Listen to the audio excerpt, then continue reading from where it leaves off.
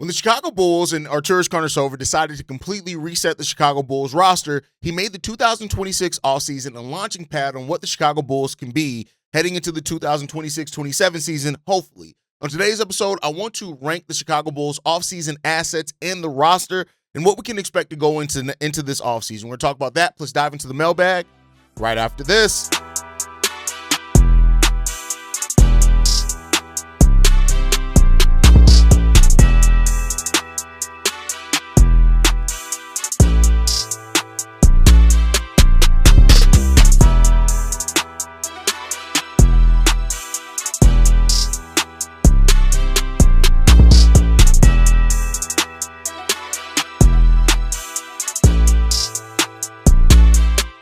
What's going on, Bulls fans? Welcome to another episode of Chicago Bulls Central, your number one spot for everything Chicago Bulls related. I'm the host there, Haize, but more importantly, you guys can follow the channel at Bull Central Pod on every social media platform we happen to be on. With that said, let's go ahead and get into this content for today, y'all. I want to talk about the rebuild blueprint for the Chicago Bulls. I want to rank every asset of the Chicago Bulls roster and free agency period heading into the 2026 offseason. We have 15 games left this season. I can't wait for this 15 games to be over with, not just because it's been a rough finish for the Chicago Bulls, but so we can actually start talking about things that are going to impact the Chicago Bulls' future. And I want to start off that conversation today. So first off, I want to talk about what pillars do the Chicago Bulls have to build with heading into the 2026 offseason. Of course, the first two are the ones that we already know. Josh Giddey, Buzelis.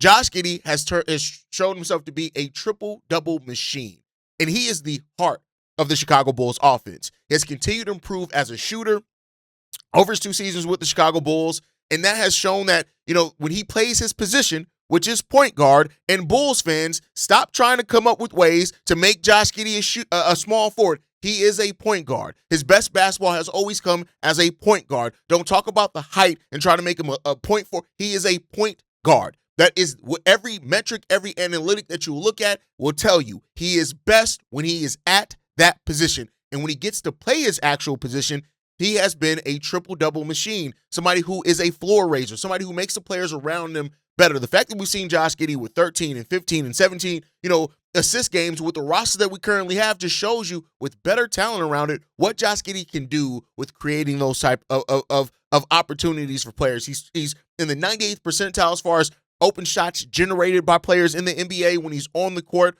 and those are just amazing aspects to have. Now, there are some downsides with Josh Giddey. His defense, even though he's made steps to improve defensively, we all know that Josh Giddey's not the best defender. He has become a better defender, especially in the mid-range and for driving guards when he's not in pick-and-roll situations, which is good to see that he's been able to improve that part of his game a little bit.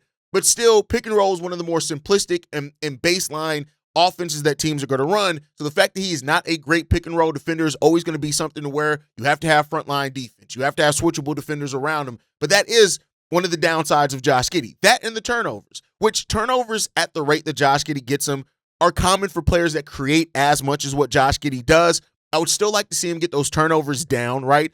He showed at the beginning of this season he can get to the free throw line a little bit more frequently. That's always something that I've said I want to see Josh Giddey do is get to that free throw line, especially when that three-point shot is not falling, or even with that. If you get to the three-point shot, if you shoot solidly at the three-point line like he has, and you're a threat to go to the free throw line, the way teams have to defend you becomes so much more restrictive because they have to watch out for so much that you can do in that point. And that's what Josh Giddey, needs to continue doing. I want to see him continue to grow as a free throw shooter, get into that free throw line, drawing those fouls a little bit more, which with his big body and size advantage that he has, he should be able to draw fouls at a really good rate. But Josh Giddey is one of the pillars that we're building with going forward because of his ability to floor raise and his ability to create and how much of the engine of his offense he can be. So Josh Giddey, one of the pillars. The other one, Buzelis. We already know. Modest has all the talent in the world. The question really with Modest becomes about how much, where does that potential end up maxing out at? Does he end up becoming just a really damn good starter in this league? Or does he become a player that can be, your number one, your number two, or near star in this league? That's really what it comes down. Modest has so many tools in the shed, right? He has so much potential. We've seen it. His ability to get to the free throw line is starting to raise up this season. His ability to get to the rim is next level, right? His shot blocking ability as well. He's grown as an on-ball defender this year, and his shooting is one of his draft knocks has been there. Now, things that I want to see Buzelis do is not have everything either at the three-point line or at the rim. I want to see that improve for him. I want to see him get more to the mid-range. I want to see him take players more off the dribble, which we started to see more now with him getting more opportunities and being, one of the biggest parts of the offense. We're seeing him take players off the dribble a little bit more. But, when it comes down to it, Buzelis' development is one of the most important things for this Bulls team, because if he does end up hitting on that potential, that just makes so much more things clear for you as you build your direction going forward. And so the question about what can Modest really turn into, that's a question that we're going to have to continue watching for the Bulls. And then Noah Essengay. And the reason I've floated back and forth with putting Noah Essengay in this tier or in one of the other tiers, but I'll put him on this tier because he is AK's most recent first-round pick. And even though he didn't really play at all this season, AK, Billy Donovan, the way that they talked about this guy and how important his development is to the team, he's absolutely a pillar of the future right now. Now, how he develops is going to determine what tier he's at in that long term. But as it stands right now, he is part of this future. And if the Bulls, if they hit on that pick and he ends up turning into what people have talked about him being able to turn into, it's definitely a hit for the Chicago Bulls. The next tier are players that could be part of the future, right?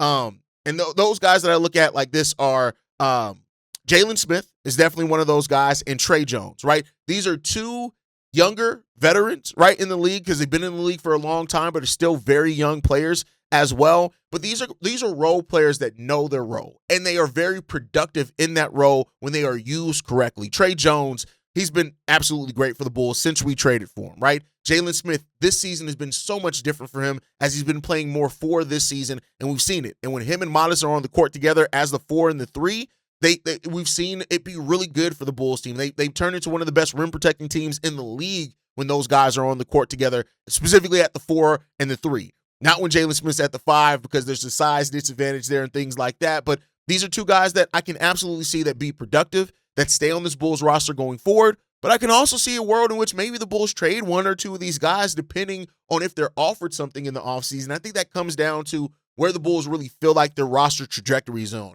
If they're competing for playing again, maybe hopefully for more than that, they're going to keep both those guys. And I do think that those are guys that you can mark as part of the future, but I wouldn't call them pillars. But they're important parts, because having players like Jalen Smith and Trey Jones and players that are veterans and know their role, it makes it easier to develop those players. I know this is one of my things. Not every Bulls fan is as big on this as I am, but I want to see young players develop in structure.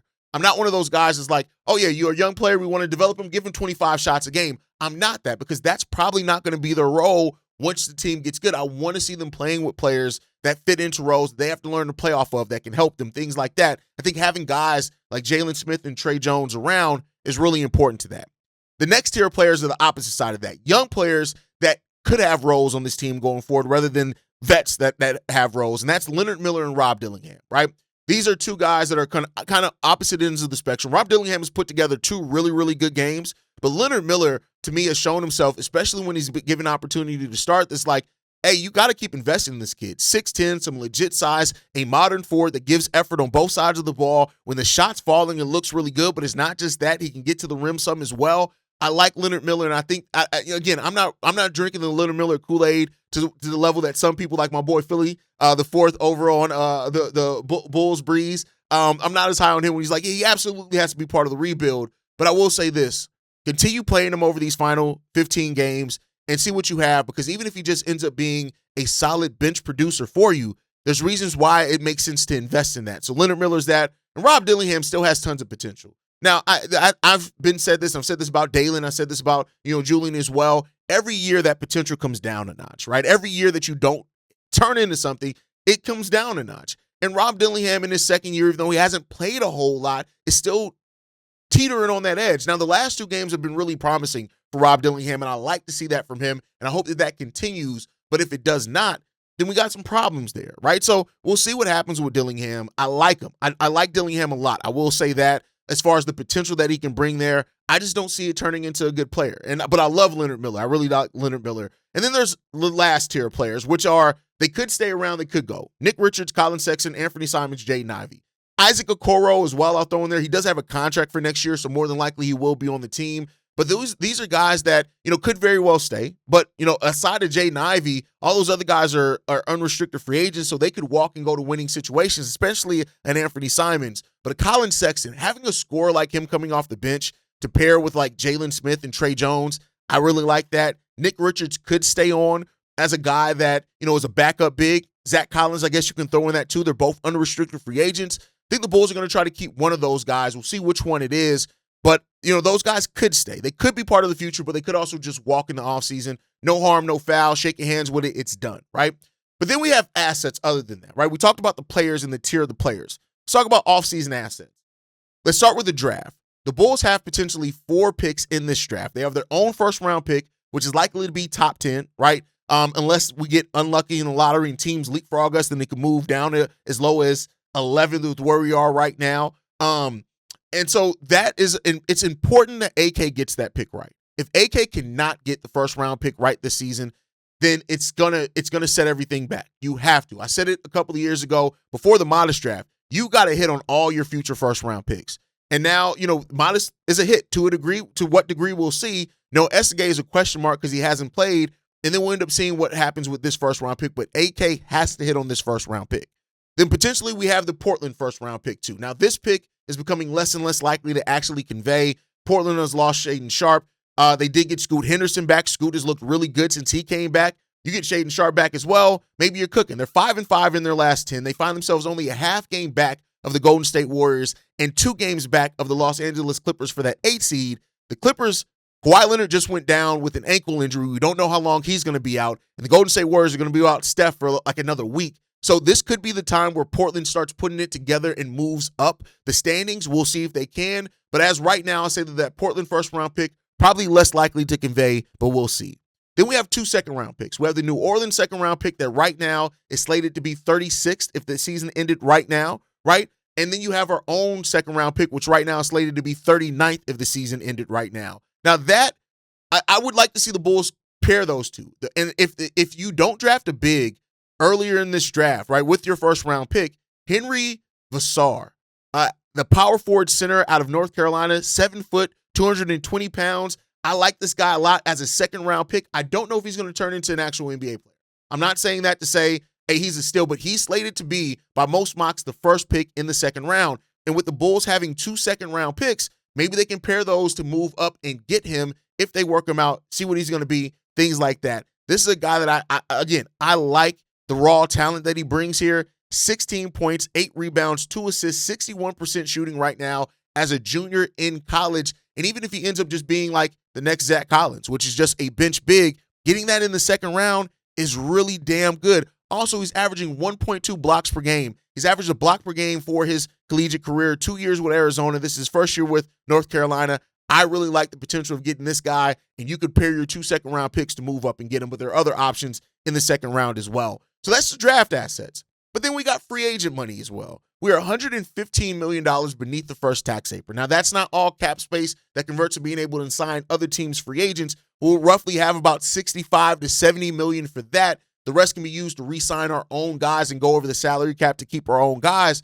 But we know that money talks in the NBA, and having that spending power is important. And how the Bulls use that spending power, that's going to be the thing that we have to see in this offseason. Are they going to go after restricted free agents? Are they going to outbid to where other teams don't match those offers? Can they attract free agents elsewhere? Can AK, with the reputation around the Bulls, can he attract free agents? That's a huge question in this offseason for the Bulls, and we'll see what they can do with it this year. So, again, 2026 is a launching pad. It's a launching pad for what this new reset can really look like for the Chicago Bulls and how quick they can get back to being AK's competitive. Hopefully more than just AK's version of competitive, but we'll see what's going to happen there. Let me know your guys' thoughts on all that down below. I'd love to hear your thoughts on all of that. Who stays, who goes, those type of things. Do you think I missed anything? Let me know that down below. With that said, let's get into the mailbag version of today's episode, a portion of today's episode. We got 3 voicemails to get into today. This one's from Sean. What up, Haize? This is Sean. No question. Just calling to say I may have been wrong about Josh Giddey. Now, I didn't think that Josh Giddey was a bum or couldn't play or that he should be available in expansion draft. I just didn't know he could be this. So I'm willing to admit that I was wrong. I was wrong about Josh Giddey. We do have something. I don't know what it is, but we do have something in the connection between Josh Giddey and Modest. Modest scoring 41 last night made me happy to be a Bulls fan. I don't understand about all these other fans that are sitting here talking about we need to lose every game. I'm a degenerate. I ran 30 simulations yesterday on Tankathon for mock draft simulator, lottery simulator. We're between 8 and 12 every time. So all of these people talking about we need to lose every game, for what point? What is the purpose? It's just going to mess up the development of guys like Modest, guys like Josh Giddey, guys like Leonard Miller, the guys on this team that want to win. You got to try, and I'm not saying win every game, but you do have to win some games to keep that morale up. Billy Donovan, you got to go. Have a good one. Peace. I think a lot of people are wrong about Josh Giddey, and some people won't want to admit it, right? But I think when you hear people say things like, oh, well, OKC let him go, and then they won a title, so that shows you that he's not that good. Or if they say things like March Giddey, they're stupid. They're just dumb. They're dumb. Not to say that there aren't some legitimate conversations that you can have within that, but it's such a baseline level of stupidity that people who use that as their talking points, they're stupid, they're not worth your time, keep it pushing, right? So, but Josh Giddey has been really good for the Bulls. And like I said, that he's the heart of the offense. You gotta think some things around him, and ideally I think you want a player to actually transcend to a star if you want to get to being a title contender with Josh Giddey on your team, and we'll see what's going to happen with that one. But, and it reminds me of this. You know how many people, and this was the first year I had the show, that after we signed Alex Caruso, were like, oh, the Bulls, they got robbed. He's not going to be anything because if LeBron didn't want him on the team, how can you think he's good? And it's like, bro, really? That's just a stupid fucking argument. But outside of all of that, right, I do agree with you. With the lottery, you just got to see how it's going to play out. You got to invest in the players that are part of your future, and their development does still matter. So that's why you still want to play to win games. You're still not going to win a lot, but you still want to play to win the games and let those guys develop, again, in structure. All right, let's get into this next voicemail, man. This one's from Reggie. Hey, this is Reginald, just called in. When it comes to guys like Modest, I appreciate the effort, and, the trash talking, and, it comes with the game. But hey, son, you gotta, you gotta watch out who you talk trash to. Luka is not one of those guys you can do that to and get away with. I remember, watching a story about, KG, how he was talking trash to MJ in like his first or second year in the league. And the next time he played them, MJ I think he put off like 40 or 50 points. And he was talking trash to KG the entire time. It was one of the most hilarious things I ever heard. And that was the first time I heard someone call him Black Jesus, with that interview that he was giving. So, hey, Modest, you gotta learn, like, hey, don't talk shit to a superstar. They're superstars for a reason. Looking at this game with the Clippers, I honestly don't know why Patterson Williams in the game. He is by far the laziest, most mentally deficient NBA player in the game right now. I can't even explain my disappointment in the man personally, that he has no pride in himself, no sense of self-respect. Miller, who straight out of the G League, came in and took his spot. Miller took his spot. Javonte Green, Derrick Jones Jr., Modest, Okoro. Hell, Caruso took his spot just for guard. Had no business playing against small forwards and power forwards because Patrick Williams isn't mentally capable of being an NBA player.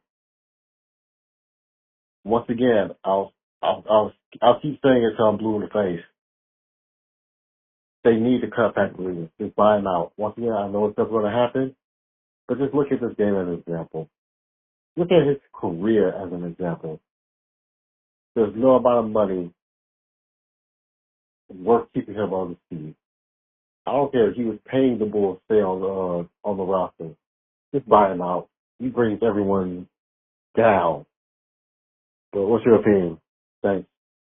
I don't think Modest talking shit. I don't mind Modest talking shit. Like I said that before when it happened. I don't mind that at all. And people are like, you just need to stop talking. No, I want him. That's your personality. Keep having your personality. but you need to be better willing and ready to withstand what comes with that, because that puts a target on your back. You got to be ready for that target, my boy, Modest. And then again, Modest didn't have a bad game. He just didn't have the game that Luka Doncic did, right? Like that's the thing that you have to look at. He has to be better ready and prepared for that. As far as P. Will, I'm over the P. Will stuff. But the Bulls aren't going to buy him out. There's way too much money with 3 years left on this deal. There's zero chance that they buy him out. So, it's going to hurt the Bulls more financially to try to buy him out than any benefit you get from not having him on the roster. Just don't play his ass. So that's the unfortunate part of the P. Will deal. They shouldn't have given him the 4 or 5 years, and they definitely shouldn't give him the money that he got either. But hey, it is what it is there. All right, let's get into this last voicemail, man. This one's from Shay. What's up, Haize? Look, I know I heard you read my last voicemail. The thing, okay, and I understand the financial part of it. Yeah, we had to let one of them. We had to let both Kobe and Ayo go. You don't want to tie yourself into money that you know that this team won't be in. But my pushback from that is this. I understand you making that move because of financial reasons and cap flexibility, whatever. My thing is, hell, you've even said the same thing, and Patterson has said the same thing. Don't wait too late to do the damn thing, because I feel like this. Tank would have been a good thing for us to start over if we had done it at the beginning of the season before winning over 20 games. You know what I'm saying? Don't do it at the damn trade deadline when you're that damn close to the 6th seed. And if you are going to do something like that, make sure that you can get players that can help you within the future. Because I'm going to keep it real with you. If Jaden Ivey doesn't turn out to be nothing, I mean, that trade is pretty pointless. Now, I know people are going to say, oh, you're just getting cap flexibility, this and that. Yeah, but what the hell are we going to do with a bunch of second-round draft picks? Especially when one of our second-round draft pick that we drafted this year is not even on a guaranteed contract. That's what I'm kind of a little bit pissed off about. Yeah, we're getting cap flexibility, whatever, blah, blah, blah, blah, blah. But, I mean, Jaden Ivey is still questionable. We don't know what Rob Dillingham is going to be. And, hell, does Nick Richards and Buzelis want to even come back next year? That's what's making me mad. Not necessarily the trades, but the fact that we did it so late. If you really wanted to get your highest value for Kobe White, it would have been this past offseason. Because, you know what I'm saying? Or, hell, Ayo probably didn't even need to cost that much. You probably could have re-signed him, and that could have been him and Giddy could have been your backcourt. And on top of that, I don't even see the Portland Trailblazers pick even conveying this year or next year. Because where they're headed right now, man, I don't even see that pick even.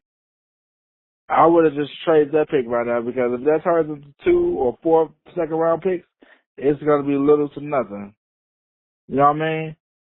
And, again, not saying that we shouldn't have traded Kobe White and Ayo, but should have did it sooner. You know what I'm saying? Make up your mind sooner.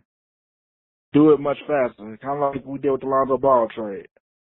I got to push back on the focus on the draft early. Like, the Bulls wanted to evaluate. Like, you had a player that almost was most improved player of the year last year in Kobe White. You got a team that finished the season very strong. They wanted to evaluate that. And once they evaluated it and realized, all right, between injuries and money and stuff like that, we got to move on. This is not, we want to reset and have a clear build with maybe more pieces that fit more naturally together, right? So it's not everything about draft. And the same thing that I said, it's not about necessarily bottoming them out to have just the best chance of the number 1 overall pick. It's about the fact that the Bulls probably would have made the play-in, probably would have then maybe even won a game in the play-in, and then probably would have had, rather than having a number 9 or 10th spot, or they could even get as worth as 8, they would have had the 14th pick in the draft. So, and I think that shows a level of focus. They wanted to evaluate, they did, and now they moved on. So it is what it is. I do think Ayo Dosunmu was the one that most Bulls fans are going to agree they would love to have back on this team. So, we'll see. As far as the Portland pick, like I said, next year is probably likely. Shaedon Sharpe coming back, Dame's going to be there. Next year, I'd be willing to bet we get that pick next year, which I know is not as deep of a draft. Maybe the Bulls compare that with their own first to move up, but there's still a slight chance that we get it this year. I'm just kind of moved on from talking about it as if it's a likely thing, because I don't think that it's likely. But That's going to do it for today's episode of Chicago Bulls Central, y'all. If you enjoyed today's episode, make sure you guys like the video, subscribe to the channel, hit that notification bell if you never want to miss an upload. I want to hear from you guys in the comments as well, though. Who do you believe are the true pillars of the Bulls rebuild right now? And do you trust AK to get this offseason right? Make sure you guys are following us at Bulls Central Pod. You send us any feedback, questions, comments, concerns. bullcentralpod@gmail.com. And lastly, if you want to leave a text message and our voicemail for the mailbag, the number to do so, 773-270-2799. We are the #1 spot for everything Chicago Bulls related, but that is thanks to you, lovely and beautiful people. And like I like to end every episode on, go Bulls. Love you guys. See you if you can, y'all. Peace. This has been a presentation of the Break Media House.